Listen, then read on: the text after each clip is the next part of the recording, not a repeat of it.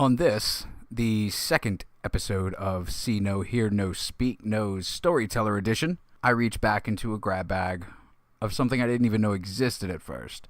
Looking through our old cloud drive, I noticed that Rob had posted something and didn't tell us about it. So what I did is I made it tonight's spookiness. Spook, spook.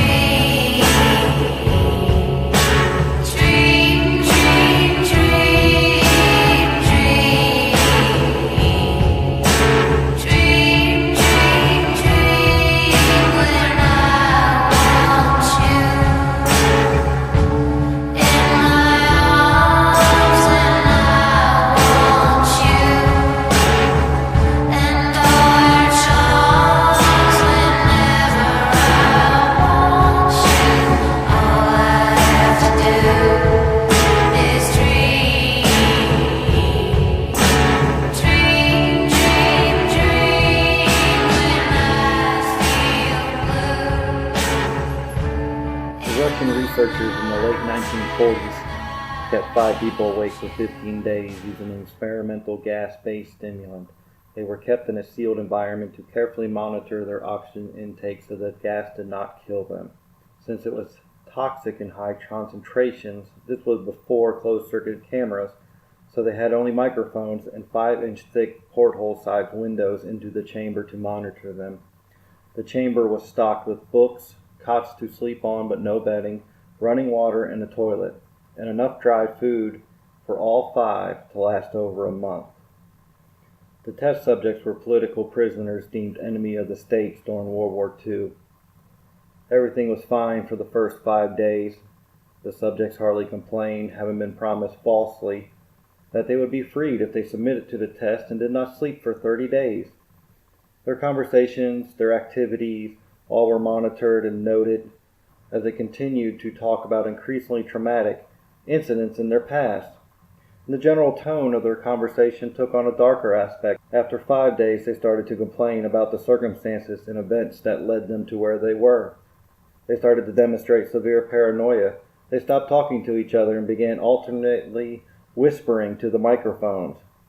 In the one-way mirrored portholes, oddly, they all seemed to think that they could win the trust of the experimenters by turning in their comrades, the other subjects in captivity with them.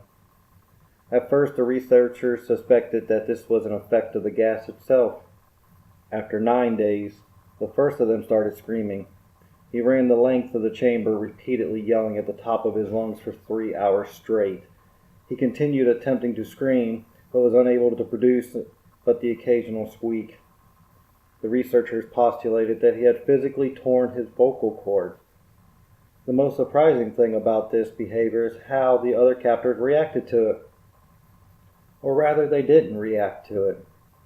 They continued whispering to the microphone until the second captives started to scream. The 2 non-screaming captives took the books apart, smeared page after page with their own feces, and pasted them calmly over the glass portholes. The screaming promptly stopped. So did the whispering into the microphones. After 3 more days passed, the researchers checked the microphone hourly to make sure they were working, since they thought it was impossible that no sound could be coming with the 5 people inside. The oxygen consumption in the chamber indicated that all 5 were still alive. In fact, it was the amount of oxygen 5 people would consume at a very heavy level of strenuous exercise. On the morning of the 14th day, the researchers did something they said they were not going to do. They would try to get a reaction from the captives. They used the intercom inside the chamber, hoping to provoke any response from the captives. They were afraid they were either dead or vegetables. They announced, "We are opening the chamber to test the microphones. Step away from the door and lie flat on the floor, or you will be shot. Compliance will earn you 1 of your immediate freedom." To their surprise, they heard a single phrase in a calm voice. "We no longer want to be free." Debate broke out among the researchers and the military forces funding the research. Unable to provoke any more responses using the intercom, it was finally decided to open the chamber door at midnight on the 15th day. The chamber was flushed with the stimulant gas and filled with fresh air, and immediately the voices from the microphones began to object. 3 different voices begging, pleading for the love of God, turn the gas back on. The chamber was opened and the soldiers sent in to retrieve the test subjects. They began to scream louder and louder, and so did the soldiers when they saw what was inside. 4 of the 5 test subjects were still alive, although no one could rightly call the state of them life. The food rations past day 5 had not been touched. There was chunks of meat from the dead test subjects' thighs and chests stuffed into the drain in the center of the chamber. It was blocking the drain, allowing 4 inches of water to accumulate on the floor. Precisely how much of the water on the floor was actually blood was never determined. All 4 surviving test subjects also had large portions of muscle and skin torn away from their bodies. The destruction of the flesh and exposed bone on their fingertips indicated that the wounds were inflicted by hand, not with teeth, as the researchers first thought. Closer examination of the position and angles of the wounds indicated that most, if not all, were self-inflicted. The abdominal organs below the rib cage of all 4 subjects had been removed, while the heart, lungs, and diaphragm remained in place. The skin and most of the muscles attached to the ribs had been ripped off, exposing the lungs through the rib cage. All the blood vessels, organs remained intact. They had been taken out and laid on the floor, fanning out around the eviscerated but still living bodies of the subject. The digestive tract of all 4 could be seen working, digesting food. It quickly became apparent that what they were digesting was their own flesh they had ripped and eaten over the course of the days. Most of the soldiers were Russian special operatives at the facility, but still, many refused to return to the chamber to remove the test subjects. They continued to be screamed and to be left in the chamber, alternatively begged and demanded that the gas be turned back on lest they fall asleep. To everyone's surprise, the test subject put up a fierce fight in the process of being removed from the chamber. One of the Russian soldiers died from having his throat ripped out. Another was gravely injured by having his testicles ripped off and an artery in his leg severed by one of the subject's teeth. Another 5 of the soldiers lost their lives, if you can count one that committed suicide in the weeks following the incident. In the struggle, one of the 4 living subjects had his spleen ruptured and he bled out almost immediately. The medical researchers attempted to sedate him, but this proved impossible. He was injected with more than 10 times the human dose of morphine derivative and still fought like a cornered animal, breaking the ribs and arms of one doctor. When the heart was seen to beat for 2 full minutes after he had bled out to the point there was no air in his vascular system than blood, eventually it stopped. He continued to scream and flail for another 3 minutes, struggling to attack anyone in reach and repeating the words, more, over and over, weaker and weaker until he finally fell silent. This left 3 test subjects. They were heavily restrained and moved to a medical facility. The 2 with intact vocal cords continuously begged for the gas, demanding to be kept awake. The most injured of the 3 was taken to the only surgical operating room that the facility had. In the process of preparing the subject to have his organs placed back within his body, it was found that he was effectively immune to the sedative they had given him to prepare for the surgery. He fought furiously against his restraints. When the anesthesiologist's gas was brought out and put on him, he managed to tear through one of the 4-inch wide leather straps on his wrist. Even though the weight of the 200-pound soldier holding the wrist as well, it took little more anesthesia than normal to put him under. The instant his eyelids closed, his heart stopped. In the autopsy of the test subject had died on the operating table, it was found that his blood had tripled the normal amounts of oxygen. His muscles that were still attached to his skeleton were badly torn, and he had broken 9 bones in the struggle. Most of them were for the force of his own muscles had exerted on them.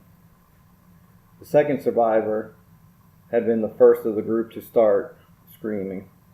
His vocal cords destroyed, He was unable to beg or object to surgery, and only reacted by shaking his head violently in disapproval when the anesthesiologist brought gas to him. He shook his head yes when someone suggested reluctantly they try a surgery without anesthesia, and did not react for the entire 6-hour procedure of replacing the abdominal organs and attempting to recover them with what remained of his skin. The surgeon presiding stated rapidly that it should be medically possible for the patient to still be alive. One terrified nurse assisting the surgery stated that she had seen the patient's mouth curl into a smile several times whenever his eyes met hers. When the surgery ended, the subject looked at the surgeon and began to wheeze loudly, attempting to talk while struggling. Assuming this must be something drastically important, the surgeon had a pen and pad fetched so the patient could write his message. It was simple. Keep cutting. The other 2 test subjects were given the same surgery, both without anesthetic as well. Although they had to be injected with a paralytic for the duration of the operation, the surgeon found it almost impossible to perform the operation while the patients laughed continuously. Once paralyzed, the subjects could only follow the attending researchers with their eyes. The paralytic cleared their system in an abnormally short time, and they were soon trying to escape their bonds. The moment they could speak, they were again asking for the stimulant gas. The researchers tried to ask why they injured themselves. Why did they rip their own guts out, and why did they want the gas again? Only one response: we must remain awake. All 3 test subjects were restraints were reinforced, and they were placed back into the chamber awaiting determination as what should be done with them. The researchers facing the wrath of the military benefactors for having failed the stated goals and the projected considering euthanizing the surviving subjects. The commanding officer and ex-KGB instead saw potential and wanted to see what would happen if they put the gas back on. The researchers strongly objected, but they were overruled. In preparation for being sealed in the chamber again, the test subjects were connected to EEG monitors and had their restraints padded for long-term confinement. To everyone's surprise, they all stopped struggling the moment it was let slip that the gas was going to be put back on. It was obvious that at that point, all 3 were putting up a great struggle to stay awake. One of the subjects that could speak was humming loudly and continuously. The mute subject was straining his legs against the leather bonds with all his might. First left, then right, then left, for something to focus on. The remaining subject was holding his head off his pillow and blinking rapidly. Having been the first to be wired to the EEG, most of the researchers were monitoring his brainwaves in surprise. They were normal most of the time, but sometimes flatlined inexplicably. It looks as if he were repeatedly suffering brain damage before returning to normal.